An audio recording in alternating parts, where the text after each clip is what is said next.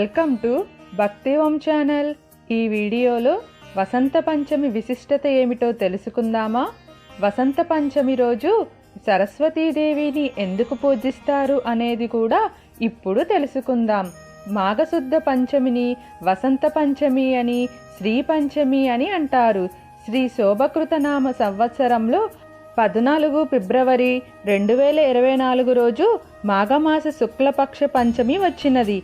అయితే ప్రకృతిలో జరిగే మార్పులకు సూచనగా మనకి కొన్ని పండుగలు ఏర్పడ్డాయి. అలాంటి వాటిలో శ్రీ పంచమి కూడా ఒకటి. మాఘశుద్ధ పంచమి నాడు ఈ పండుగను జరుపుకుంటారు. దీనిని సరస్వతీ జయంతి, మదన పంచమి అని కూడా అంటారు. ఇది ఋతు సంబంధమైన పర్వం. వసంత ఋతువుకు స్వాగతం పలికే పండుగగా శాస్త్రాలలో పేర్కొనబడింది. వసంత ఋతువు రాకను భారతదేశం అంతటా వసంత పంచమి పండుగగా ఉత్సాహంగా జరుపుకుంటారు. ఈ పండుగ మాఘశుద్ధ పంచమి నాడు వస్తుంది. తూర్పు భారతదేశంలో దీనిని సరస్వతీ పూజగా జరుపుకుంటారు. జ్ఞానానికి అధిదేవత సరస్వతీదేవి. ఆమె జ్ఞాన స్వరూపిణి. శాస్త్రం, కళలు, విజ్ఞానం, హస్తకళలు మొదలైన వాటిని చదువుల తల్లి సరస్వతీదేవి అంశలుగా మన పెద్దలు భావించారు. సృజనాత్మక శక్తికి, స్ఫూర్తికి కూడా వీణాపాని అయిన సరస్వతిని సంకేతంగా చెప్పటం మన సాంప్రదాయం. శ్రీ పంచమిని విద్యారంభ దినంగా భావిస్తారు. తెలంగాణ రాష్ట్రంలోని బాసర క్షేత్రంలోనూ ఇతర సరస్వతీ దేవాలయాలలో శ్రీ పంచమి నాడు పిల్లలకి అక్షరాభ్యాసాలు చేయిస్తారు. ఈ పండుగ ఉత్తర భారతదేశంలో విశేషంగా జరుపుకుంటారు. రతి మన్మధులను పూజించి మహోత్సవ మొనరాచరించవలనని, దానము చేయవలనని, దీని వలన మాధవుడు సంతోషించినని నిర్ణయామృతకారుడు తెలిపారు. అందువలన దీనిని వసంతోత్సవము అని కూడా అంటారు. మాఘశుద్ధ పంచమి నాడు వసంత ఋతువు ప్రారంభమగును. ఈనాడు విష్ణువును పూజింపవలను. చైత్రశుద్ధ పంచమి వలనే బ్రాహ్మణులకు సంతర్పణ చేయవలను అని వ్రతచూడామణిలో పేర్కొనబడింది. జ్ఞానశక్తికి అధిష్టాన దేవత సరస్వతీమాత. జ్ఞాన వివేక, దూరదర్శిత్వ, బుద్ధిమత్తత, విచారశీలత్వుదల్ని అనుగ్రహిస్తుందంటారు. సత్వ, రజ, తమో గుణాలను బట్టి అమ్మలగన్న అమ్మ, ముగ్గురమ్మల మూలపుటమ్మ అయిన జగన్మాతను మహాకాళి, మహాలక్ష్మి, మహాసరస్వతిగా కీర్తిస్తారు. ముగ్గురిలో సరస్వతీదేవి పరమ సాత్విక మూర్తి మరియు అహింసాదేవి.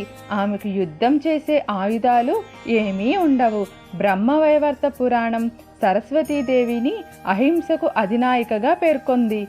ధవళమూర్తిగా పద్మంపై ఆసీనురాలై ఉన్న వాగ్దేవి మందస్మిత వదనంతో కాంతులు ఇనుతూ అశ్రిత వరదాయినిగా దర్శనమిస్తుంది.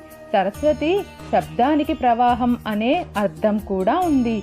ప్రవాహం చైతన్యానికి ప్రతీక. జలం జీవశక్తికి సంకేతం. నీరు సకల జీవరాశికి శక్తిని అందిస్తుంది, ఉత్పాదకతను పెంపొందిస్తుంది. ఈ ఉత్పాదకత వసంత ఋతువు నుంచి ఆరంభమవుతుంది. ఆ ఉత్పాదక శక్తికి ప్రతిఫలమే సరస్వతి. ఉత్పాదకుడైన సృష్టికర్త అయిన బ్రహ్మకు శారదే శక్తిదాయిని. వసంత పంచమి వసంతానికి ఆరంభక సూచకమైతే ఈ రోజున సరస్వతీ పూజను నిర్వహించుకోవటం సహేతుకం.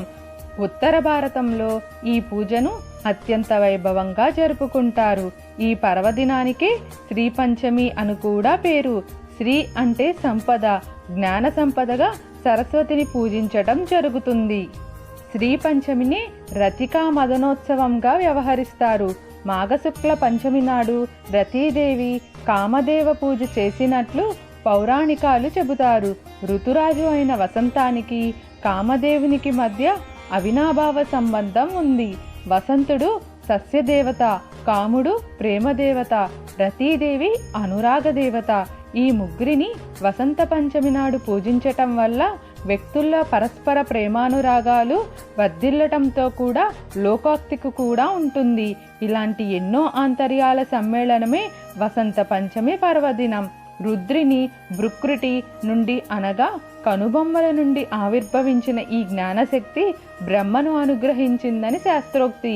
తారిణి, తరళ, తార, త్రిరూప, ధరణీరూప, స్తవరూప, మహాసాధ్వి, సర్వసజ్జన పాలిక, రమణీయ, మహామాయ, తత్వజ్ఞానాపర, అనగ, సిద్ధలక్ష్మి, బ్రాహ్మిణి, భద్రకాళి, ఆనంద అనేవి తంత్రశాస్త్రాల ఆధారంగా ఈ దేవత దివ్యనామాలు.